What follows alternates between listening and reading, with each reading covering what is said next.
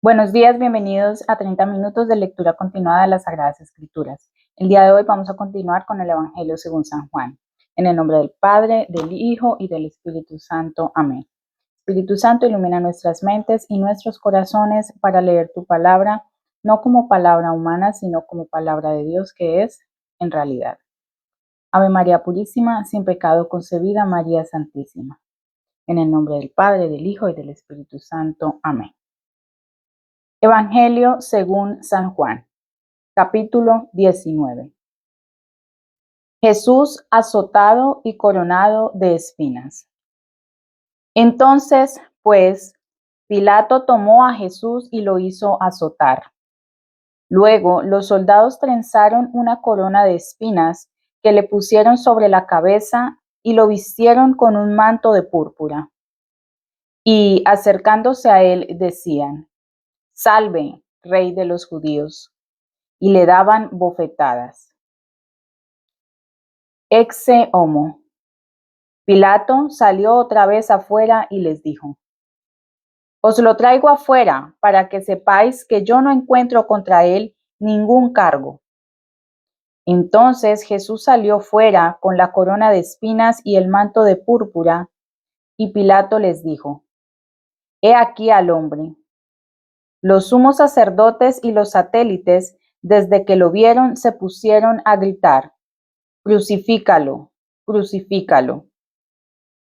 Pilato les dijo: Tomadlo vosotros y crucificadlo, porque yo no encuentro en él ningún delito. Los judíos le respondieron: Nosotros tenemos una ley, y según esta ley debe morir, porque se ha hecho hijo de Dios. Ante estas palabras aumentó el temor de Pilato. Volvió a entrar al pretorio y preguntó a Jesús: ¿De dónde eres tú? Jesús no le dio respuesta. Díjole pues Pilato: ¿A mí no me hablas? ¿No sabes que tengo el poder de librarte y el poder de crucificarte?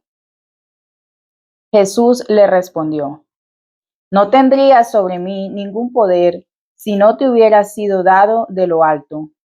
Por esto, quien me entregó a ti tiene mayor pecado. La condenación. Desde entonces Pilato buscaba cómo dejarlo libre, pero los judíos se pusieron a gritar diciendo: Si sueltas a este, no eres amigo del César. Todo el que se pretende rey se opone al César. Pilato, al oír estas palabras, hizo salir a Jesús afuera.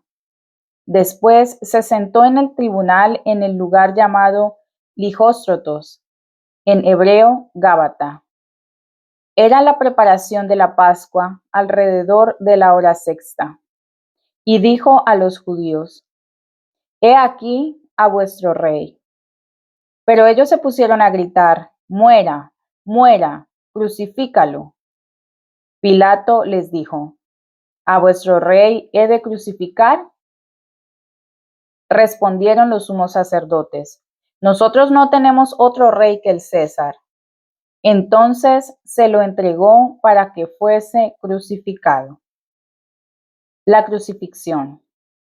Tomaron pues a Jesús, y él, llevándose su cruz, salió para el lugar llamado el Cráneo, en hebreo Gólgota, donde lo crucificaron, y con él a otros dos, uno de cada lado, quedando Jesús en el medio.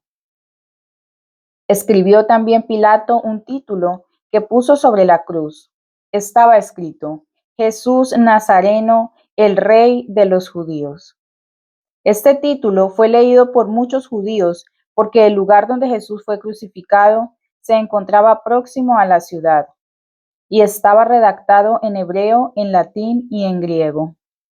Mas los sumos sacerdotes de los judíos dijeron a Pilato: No escribas el Rey de los judíos, sino escribe que él ha dicho: Soy el Rey de los judíos. Respondió Pilato: Lo que escribí, escribí.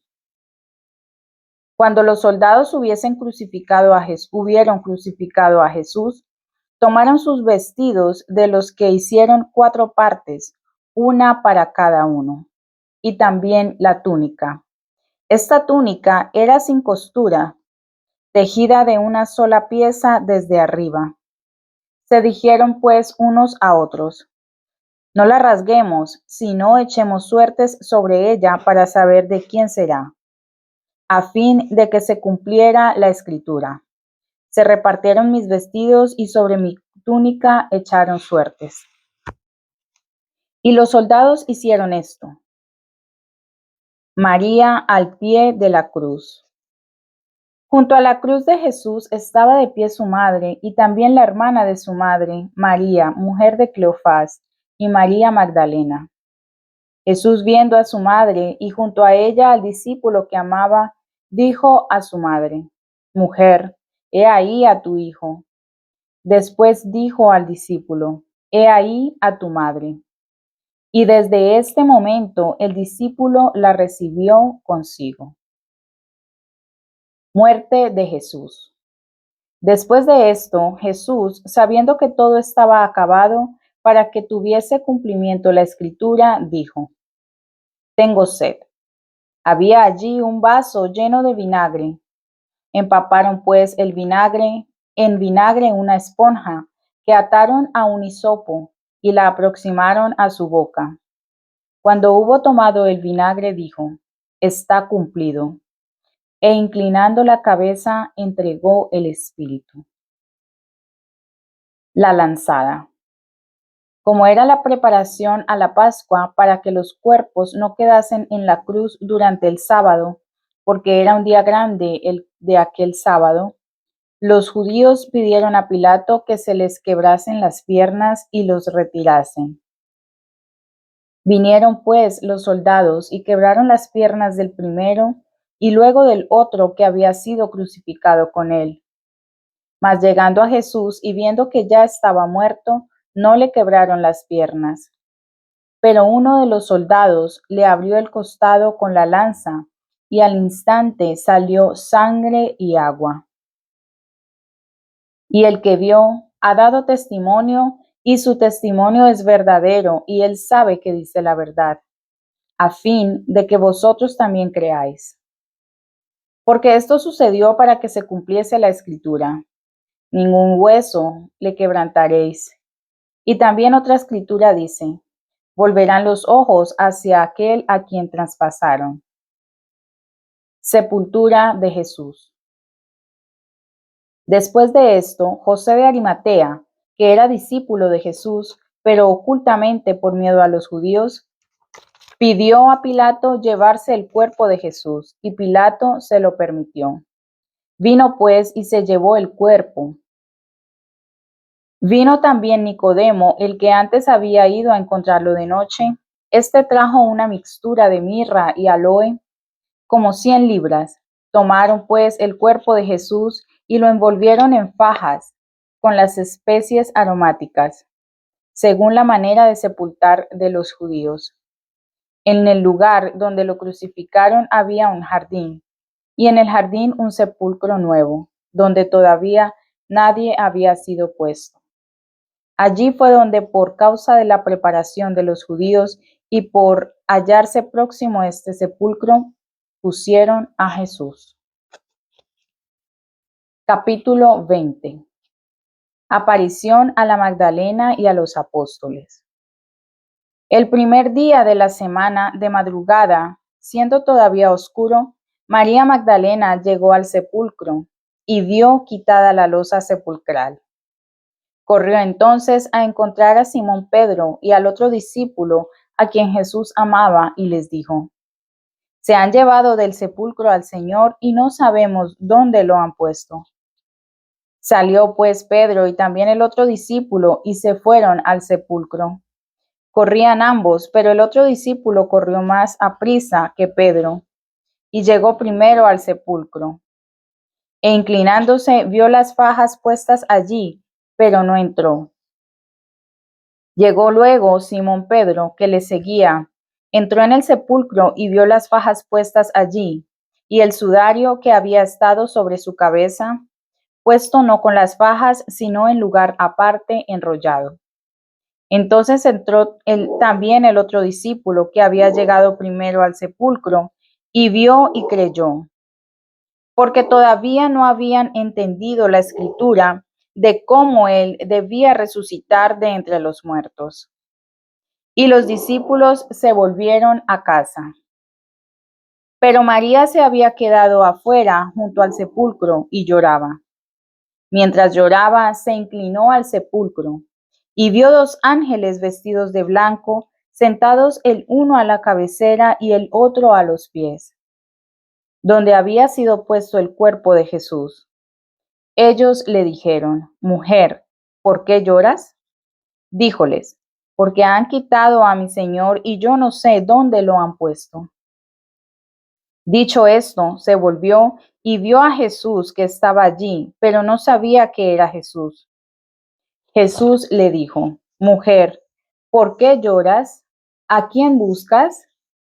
Ella, pensando que era el jardinero, le dijo: Señor, si tú lo has llevado, dime dónde lo has puesto y yo me lo llevaré.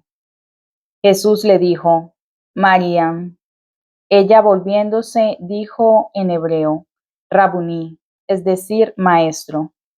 Jesús le dijo: No me toques más, porque no he subido todavía al Padre, pero ve a encontrar a mis hermanos y diles: Voy a subir a mi Padre y vuestro Padre, a mi Dios y vuestro Dios. María Magdalena fue, pues, a anunciar a los discípulos: He visto al Señor, y lo que él le había dicho. A la tarde de ese mismo día, el primero de la semana, y estando por miedo a los judíos cerradas las puertas donde se encontraban los discípulos, vino Jesús y de pie en medio de ellos les dijo: Paz a vosotros. Diciendo esto, les mostró sus manos y su costado, y los discípulos se llenaron de gozo, viendo al Señor. De nuevo les dijo: Paz a vosotros. Como mi Padre me envió, así yo os envío. Y dicho esto, sopló sobre ellos y les dijo: Recibid el Espíritu Santo. A quienes perdonéis los pecados les quedan perdonados, y a quienes se los retuviereis quedan retenidos. Incredulidad de Tomás. Ahora bien, Tomás, llamado Dídimo, uno de los 12, no estaba con ellos cuando vino Jesús. Por tanto, le dijeron los otros: Hemos visto al Señor. Él les dijo: Si yo no veo en sus manos las marcas de los clavos, y no meto mi dedo en el lugar de los clavos, y no pongo mi mano en su costado, de ninguna manera creeré. 8 días después estaban nuevamente adentro sus discípulos y Tomás con ellos. Vino Jesús, cerradas las puertas, y de pie en medio de ellos dijo: Paz a vosotros. Luego dijo a Tomás: Trae acá tu dedo, mira mis manos. Alarga tu mano y métela en mi costado, y no seas incrédulo, sino creyente. Tomás respondió y le dijo: Señor mío y Dios mío. Jesús le dijo: Porque me has visto, has creído. Dichosos los que han creído sin haber visto. Otros muchos milagros obró Jesús a la vista de sus discípulos, que no se encuentran escritos en este libro, pero estos han sido escritos para que creáis que Jesús es el Cristo, el Hijo de Dios, y creyendo tengáis vida en su nombre. Capítulo 21. Aparición junto al mar de Tiberíades. Después de esto, Jesús se manifestó otra vez a los discípulos a la orilla del mar de Tiberíades. He aquí como Simón Pedro, Tomás llamado Dídimo, Natanael el de Caná de Galilea, los hijos de Zebedeo y otros 2 discípulos se encontraban juntos. Simón Pedro les dijo: Yo me voy a pescar. Le dijeron: Vamos nosotros también contigo. Partieron pues y subieron a la barca, pero aquella noche no pescaron nada. Cuando ya venía la mañana, Jesús estaba sobre la ribera, pero los discípulos no sabían que era Jesús. Jesús les dijo: Muchachos, ¿tenéis algo para comer?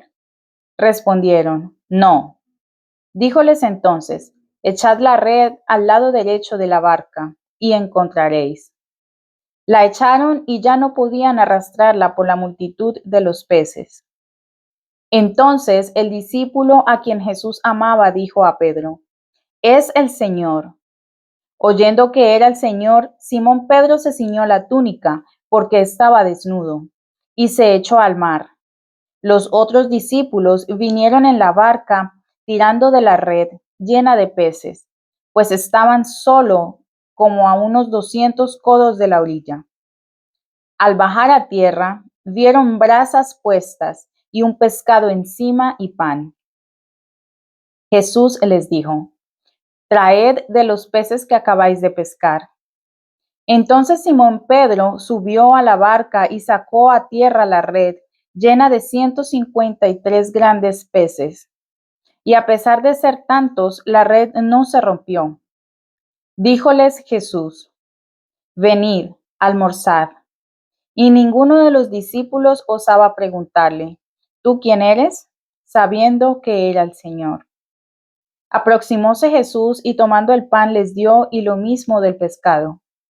Esta fue la tercera vez que Jesús, resucitado de entre los muertos, se manifestó a sus discípulos. El primado de Pedro. Habiendo pues almorzado, Jesús dijo a Simón Pedro: Simón, hijo de Juan, ¿me amas tú más que estos? Le respondió: Sí, Señor, tú sabes que yo te quiero. Él le dijo: Apacienta mis corderos. Le volvió a decir por segunda vez: Simón, hijo de Juan, ¿me amas? Le respondió: Sí, Señor, tú sabes que te quiero. Le dijo: Pastorea mis ovejas. Por tercera vez le preguntó: Simón, hijo de Juan, ¿me quieres? Se entristeció Pedro de que por tercera vez le preguntase: ¿Me quieres? Y le dijo: Señor, tú lo sabes todo, tú sabes que yo te quiero. Díjole Jesús: Apacienta mis ovejas. Sobre Pedro y Juan. En verdad te digo, cuando eras más joven te ponías a ti mismo el ceñidor e ibas a donde querías. Pero cuando seas viejo, extenderás los brazos y otro te pondrá el ceñidor y te llevará a donde no quieres. Dijo esto para indicar con qué muerte él había de glorificar a Dios. Y habiéndole hablado así, le dijo: Sígueme. Volviéndose Pedro, vio que los seguía el discípulo al cual Jesús amaba, el que durante la cena, reclinado sobre su pecho, le había preguntado: Señor, ¿quién es el que te ha de entregar? Pedro, pues, viéndolo, dijo a Jesús: Señor, ¿y este qué? Jesús le respondió: Si me place que él se quede hasta mi vuelta, ¿qué te importa a ti? Tú sígueme. Y así se propagó entre los hermanos el rumor de que este discípulo no ha de morir. Sin embargo, Jesús no le había dicho que él no debía morir, sino: si me place que él se quede hasta mi vuelta, ¿qué te importa a ti? Este es el discípulo que da testimonio de estas cosas y que las ha escrito, y sabemos que su testimonio es verdadero. Jesús hizo también muchas otras cosas. Si se quisiera ponerlas por escrito, una por una, creo que el mundo no bastaría para contener los libros que se podrían escribir. Palabra de Dios, te alabamos, Señor. Hemos terminado el Evangelio según San Juan y vamos a iniciar con la lectura de los Hechos de los Apóstoles. Como les he mencionado, la Biblia de la cual estoy leyendo es la Biblia traducida por Monseñor Juan Straubinger, y él antes de cada libro tiene una nota introductoria. Entonces vamos a iniciar con la nota introductoria y luego continuamos con el libro de los Hechos de los Apóstoles. Nota introductoria. El libro de los Hechos no pretende narrar lo que hizo cada uno de los apóstoles, sino que toma, como lo hicieron los evangelistas, los hechos principales que el Espíritu Santo ha sugerido al autor para alimento de nuestra fe. Dios nos muestra aquí, con un interés histórico y dramático incomparable, lo que fue la vida y el apostolado de la Iglesia en los primeros decenios, años 30 al 63 del nacimiento de Cristo, y el papel que en ellos desempeñaron los príncipes de los apóstoles, San Pedro y San Pablo. La parte más extensa se dedica pues a los viajes, trabajos y triunfos de este apóstol de los gentiles, hasta su primer cautiverio en Roma. Con esto se detiene el autor casi inopinadamente, dando la impresión de que pensaba escribir más adelante otro tratado.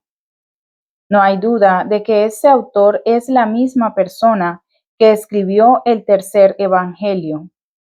Terminado este, San Lucas retoma el hilo de la narración y compone el libro de los Hechos, que dedica al mismo Teófilo. Los santos padres, principalmente San Policarpo, San Clemente Romano, San Ignacio Mártir, San Ireneo, San Justino, etc., como también la crítica moderna, atestiguan y reconocen unánimemente que se trata de una obra de Lucas, nativo sirio antioqueno, médico, compañero y colaborador de San Pablo, con quien se presenta a él mismo en muchos pasajes de su relato.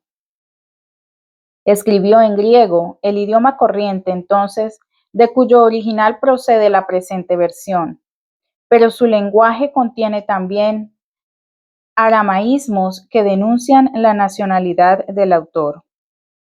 La composición data de Roma hacia el año 63, poco antes del fin de la primera prisión romana de San Pablo, es decir, 5 años antes de su muerte y también antes de la terrible destrucción de Jerusalén, o sea, cuando la vida y el culto de Israel continuaban normalmente. El objeto de San Lucas en este escrito es, como en su Evangelio, confirmarnos en la fe y enseñar la universalidad de la salud traída por Cristo, la cual se manifiesta primero entre los judíos de Jerusalén, después de Palestina y por fin entre los gentiles. El cristiano de hoy, a menudo ignorante de esta materia, comprende así mucho mejor, gracias a este libro, el verdadero carácter de la Iglesia y su íntima vinculación con el Antiguo Testamento y con el pueblo escogido de Israel, al ver que, como observa Filón, antes de llegar a Roma con los apóstoles, la Iglesia tuvo su primer estadio en Jerusalén, donde había nacido. En su segundo estadio se extendió de Jerusalén a Judea y Samaria. Tuvo un tercer estadio en Oriente con sede en Antioquía de Siria, y finalmente se estableció en el mundo pagano y en su capital, Roma, cumpliéndose así las palabras de Jesús a los apóstoles, cuando estos reunidos lo interrogaron creyendo que iba a restituir inmediatamente el reino a Israel. No os corresponde a vosotros saber los tiempos ni momentos que ha fijado el Padre con su potestad. Pero cuando descienda sobre vosotros el Espíritu Santo, recibiréis virtud, y me seréis testigos en Jerusalén y en toda la Judea y Samaria y hasta los extremos de la tierra. Este testimonio del Espíritu Santo y de los apóstoles lo había anunciado Jesús, y lo ratifica San Pedro. El admirable libro, cuya perfecta unidad reconoce aún la crítica más adversa, podría llamarse también de los Hechos de Cristo resucitado. Sin él, fuera de algunos rasgos esparcidos en las epístolas de San Pablo, en las epístolas católicas y en los raros fragmentos que nos restan de los primeros escritores eclesiásticos, no conoceríamos nada del origen de la Iglesia. San Jerónimo resume en la carta al presbítero Paulino su juicio sobre este divino libro en las siguientes palabras. El libro de los Hechos de los Apóstoles parece contar una sencilla historia y tejer la infancia de la Iglesia naciente. Mas, sabiendo que su autor es Lucas, el médico, cuya alabanza está en el Evangelio, echaremos de ver que todas sus palabras son, a la vez que historia, medicina para el alma enferma. Los Hechos de los Apóstoles, capítulo 1. El primer libro, oh Teófilo, hemos escrito acerca de todas las cosas desde que Jesús comenzó a obrar y enseñar, hasta el día en que fue recibido en lo alto, después de haber instruido por el Espíritu Santo a los apóstoles que había escogido, a los cuales también se mostró vivo después de su pasión, dándoles muchas pruebas, siendo visto de ellos por espacio de 40 días y hablando de las cosas del reino de Dios. Últimos avisos de Jesús. Comiendo con ellos, les mandó no apartarse de Jerusalén, sino esperar la promesa del Padre, la cual oísteis de mi boca. Porque Juan bautizó con agua, mas vosotros habéis de ser bautizados en Espíritu Santo. No muchos días después de estos. Ellos entonces, habiéndose reunido, le preguntaron diciendo: Señor, ¿es este el tiempo en que restableces el reino para Israel?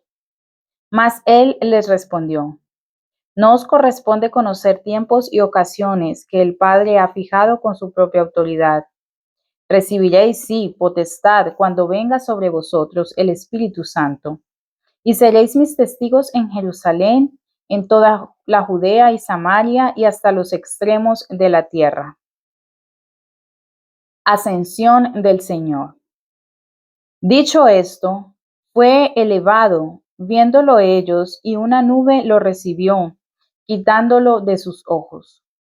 Y como ellos fijaron sus miradas en el cielo, mientras él se alejaba, he aquí que dos varones vestidos de blanco se les habían puesto al lado, los cuales les dijeron: Varones de Galilea, ¿por qué quedáis aquí mirando al cielo?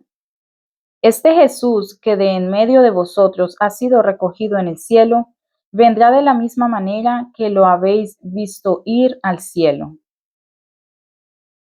En el cenáculo de Jerusalén.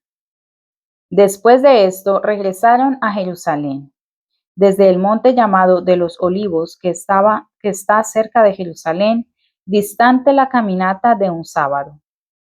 Y luego que entraron, subieron al cenáculo, donde tenían su morada. Pedro, Juan, Santiago y Andrés, Felipe y Tomás, Bartolomé y Mateo, Santiago de Alfeo, Simón el celote y Judas de Santiago. Todos ellos perseveraban unánimes en oración con las mujeres, con María, la madre de Jesús, y con los hermanos de éste. Elección del apóstol Matías. En aquellos días se levantó Pedro en medio de los hermanos y dijo: Era el número de personas reunidas como de 120. Varones, hermanos, era necesario que se cumpliera la escritura que el Espíritu Santo predijo por boca de David acerca de Judas, el que condujo a los que prendieron a Jesús. Porque él pertenecía a nuestro número y había recibido su parte en este ministerio. Habiendo, pues, adquirido un campo con el premio de la iniquidad, cayó hacia adelante y reventó por medio, quedando derramadas todas sus entrañas. Esto se hizo notorio a todos los habitantes de Jerusalén, de manera que aquel lugar en la lengua de ellos ha sido llamado Acéldama, esto es, campo de sangre, porque está escrito en el libro de los Salmos: su morada queda desierta y no haya quien habite en ella, y reciba otro su episcopado. Es pues necesario que de en medio de los varones que nos han acompañado durante todo el tiempo en que entre nosotros entró y salió el Señor Jesús, empezando desde el bautismo de Juan hasta el día en que fue recogido de en medio de nosotros en lo alto, se haga uno de ellos testigo con nosotros de su resurrección. Y propusieron a dos: a José, llamado Barsabás, por sobrenombre Justo, y a Matías. Y orando dijeron: Tú, Señor, que conoces los corazones de todos, muestra a quién de estos dos has elegido, para que ocupe el puesto de este ministerio y apostolado del cual Judas se desvió para ir al lugar propio suyo. Y echándole suertes, cayó la suerte sobre Matías, por lo cual éste fue agregado a los 11 apóstoles. Palabra de Dios, te alabamos, Señor. Gracias por acompañarme en la lectura del día de hoy. Recuerden complementar esa lectura con las predicaciones y el magisterio de la Santa Iglesia Católica. Gracias.